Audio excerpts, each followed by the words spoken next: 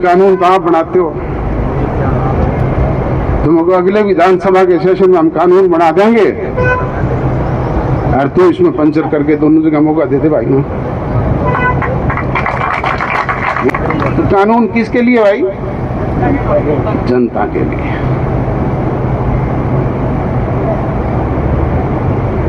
अरे थारा बस की नहीं है तो छोटो कुर्सी हमने दो, मैं धड़के बना दूंगा। टी छोड़ सीधी सीधी नहर मोड़ के ला दूंगा जन्नत में। और ये मुख्यमंत्री तो डम्मी है, इसने तो थारे कहने पे या टीटा लगवाई भी थी एक बार मेरे ख्याल, पर वो मुख्यमंत्री असली तो दिल्ली में बैठे है, खट्टर है। बहुत ही आदर और सम्मान के योग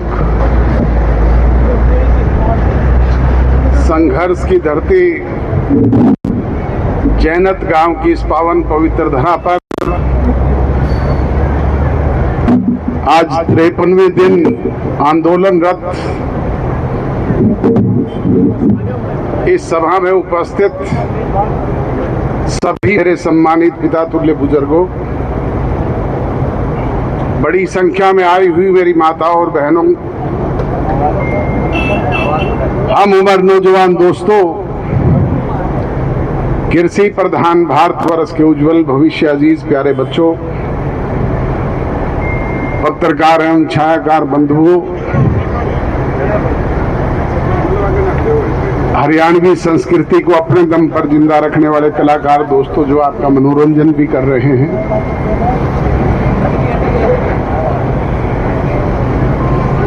आज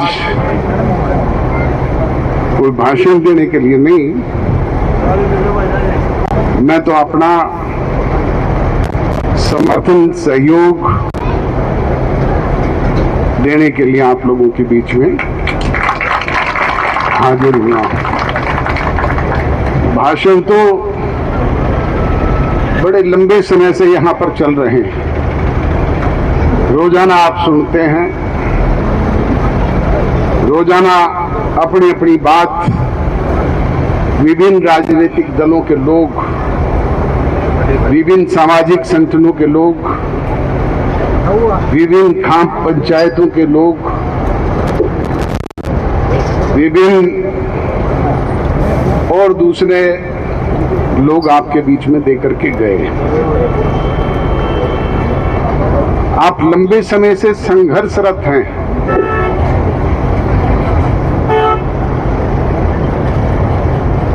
और सरकार ने जाने किस बात के लिए आपके बीच में अड़ी हुई है। समझ से दूर की बात है।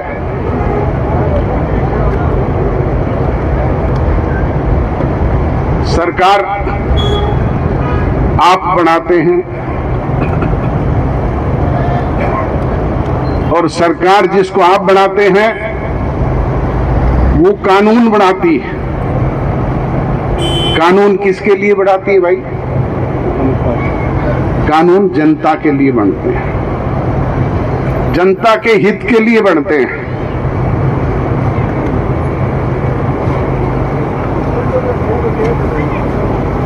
संविधान में संशोधन होते हैं,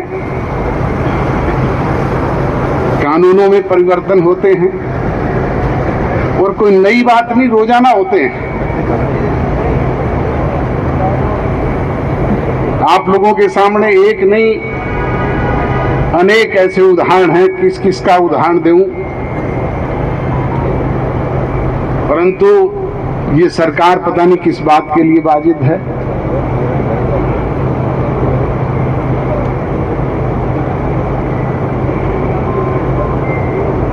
मैंने तो जब से राजनीतिक सूझबूझ ली, आप लोगों के बीच में राजनीतिक तौर पे सक्रिय हुआ, तब से देखा और चौधरी देवीलाल जी से एक ही सीख ली कि कानून लोगों के लिए बनाए जाते हैं। उन्होंने ऐसे अनेक जनहित के कानून आपके बीच में बनाए और लागू किए जिसको लोग कहते थे कि ये हो ही नहीं सकता है।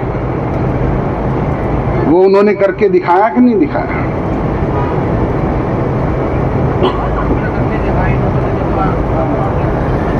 आपके बीच में चाहे वो वृद्धावस्था पेंशन का था, चाहे कानून कर्ज माफी का था, जिसके लिए हमारे दूसरे राजनीतिक लोग कहते थे ये संभव नहीं है।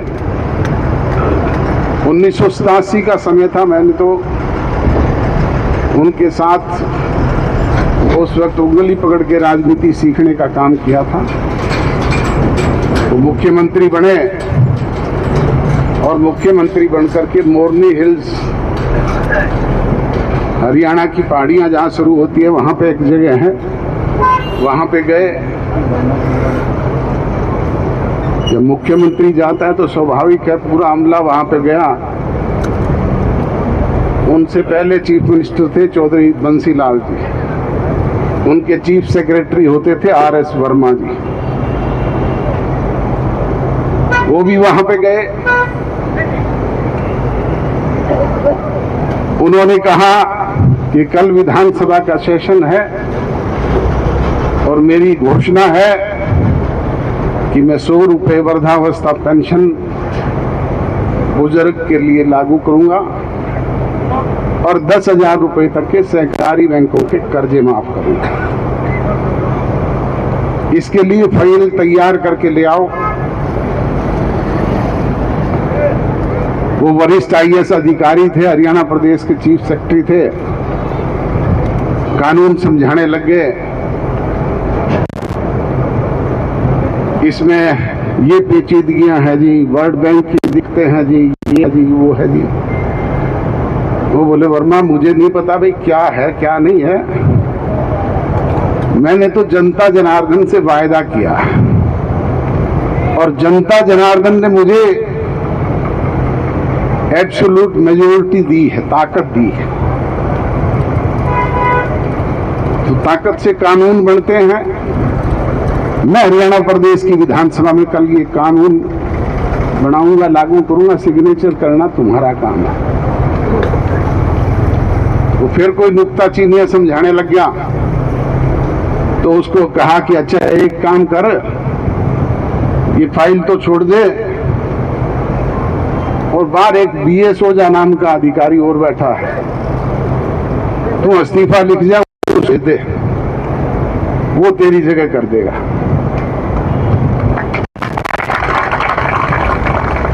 तुरंत RS वर्मा हाथ जोड़ के खड़ा हो गया, बोले नहीं साहब मैं ही कल करके ले आऊंगा। अरे तो बोले भले आदमी, तूने तो साइन ही करने हैं, कागज कानून तो हमने बनाना है विधानसभा में। अब ये सरकार के लोग कहते हैं कि टी लगाने का कानून नहीं है, ये तो पाइपलाइन में टी लगाने का कानून बताते हैं।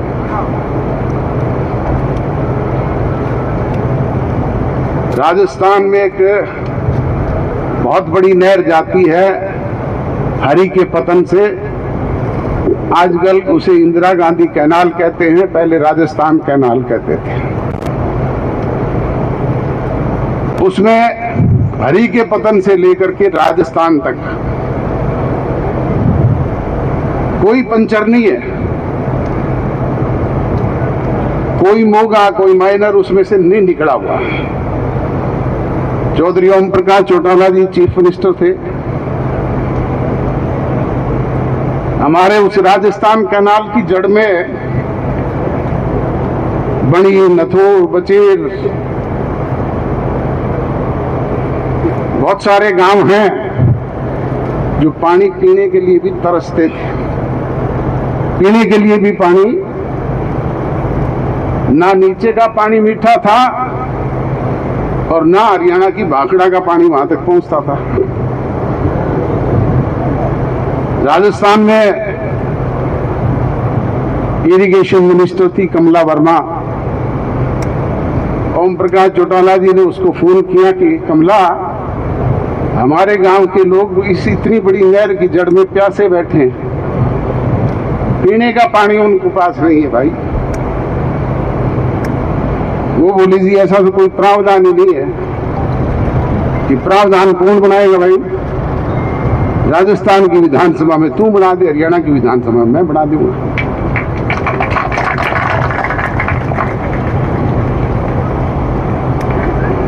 बोले जी टेक्निकली, बोले टेक्निकली क्या दिक्कत आया करे भाई, टेक्निकल तो इंजीनियर करेंगे, उसमें पंचर करना है करके हमने मौका दे दे, पानी आ जाएगा। और जितना पानी हम यहां लेवा उतना तुमने भाखड़ा के जरिए दूसरी जगह दे देंगे, प्रॉब्लम खत्म। वाह बोले जी बात तो ठीक है। हमने उनको नोर फीडर के जरिए पानी दे दिया और वहां पंचर करके पानी ले लिया, उन गांवों की प्यास बुझ गई, तो कानून बन गया, लागू हो गया। तो भाई कानून किसके लिए बनाए जाते हैं? जनता के लिए, जनता के हित के लिए। अब ये क्या कानून को नहीं, ये आपके पड़ोस में गांव है हरीता, इसके पास भी एक बड़ी नहर जाती थी,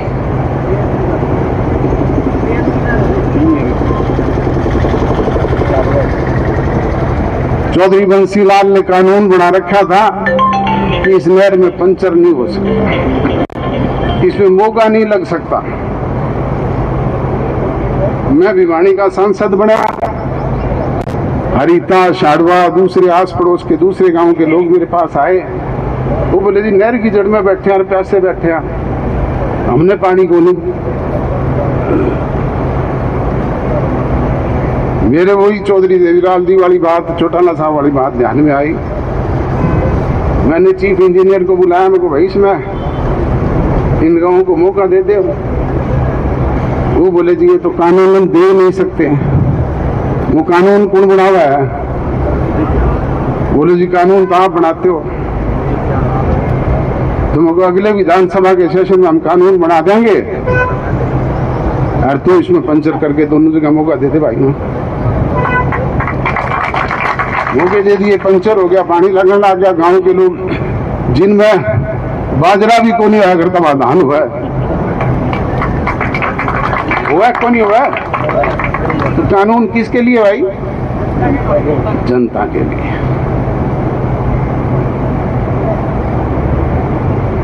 हर थारा बस की नहीं है, तो छोटो कुर्सी हमने दो, मैं धड़के बना दूंगा।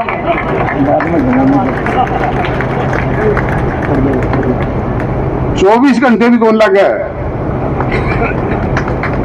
टी छोड़ सीधी सीधी नहर मोड़ के ला दूंगा जन्नत में।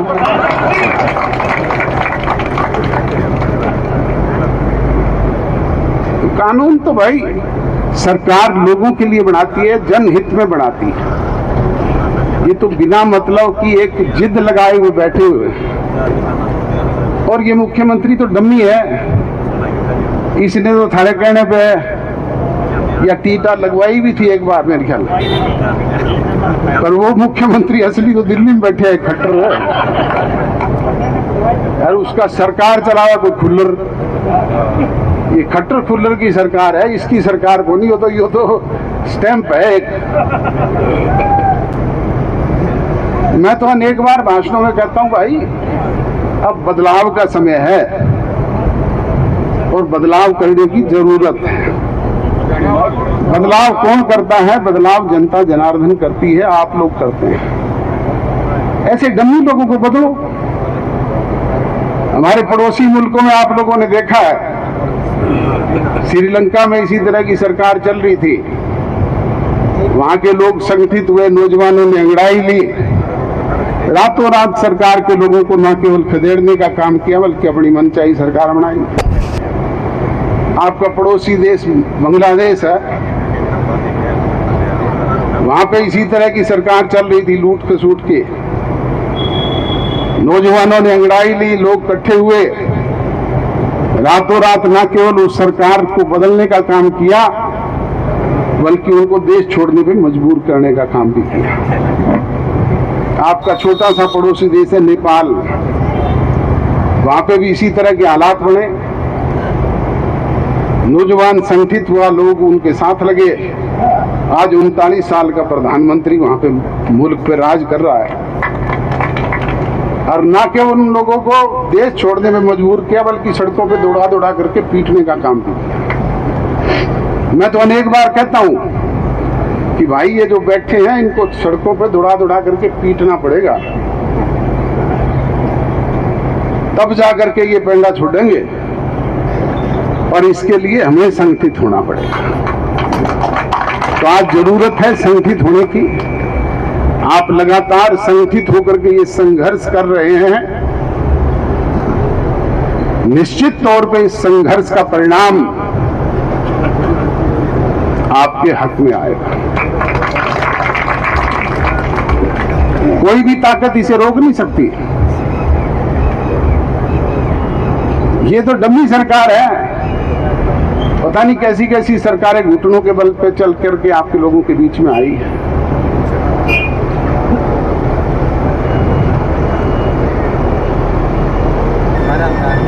तो बुजुर्गों, नौजवान दोस्तों, ज्यादा कुछ ना कहते हुए मैं तो आपसे यही गुजारिश और विनती करूंगा कि जिस तरीके से लगातार संगठित होकर के आप संघर्ष कर रहे हैं, इसका परिणाम निश्चित तौर पे आपके पक्ष में आएगा। कोई भी ताकत उसे रोक नहीं पाएगी। और उसमें हमारे संघर्ष में जहां भी हमारी कहीं कोई बलिदान की जरूरत हो, वो भी आपके लिए देने का काम, करने का काम आपसे भी आगे होकर के करेंगे। यही कहते हुए आप सबका जो लंबे समय से संघर्षरत है, बहुत बहुत आभार व्यक्त करता हूं, स्वागत करता हूं, अभिनंदन करता हूं, अभिवादन करता हूं। और साथ आए हुए तमाम साथियों का भी, जिन्होंने आज यहां पहुंच करके आपको समर्थन और सहयोग दिया है, उनका भी आभार व्यक्त करता हूं। पुनः एक बार संघर्ष समिति का, आपके यहाँ के सारे पदाधिकारियों का, ग्राम पंचायत का, चैनत गांव का, रोगी खाप का, बूरा खाप का, सबका बहुत बहुत शुक्रगुजार हूँ। आप सबका बहुत बहुत धन्यवाद। जय हिंद।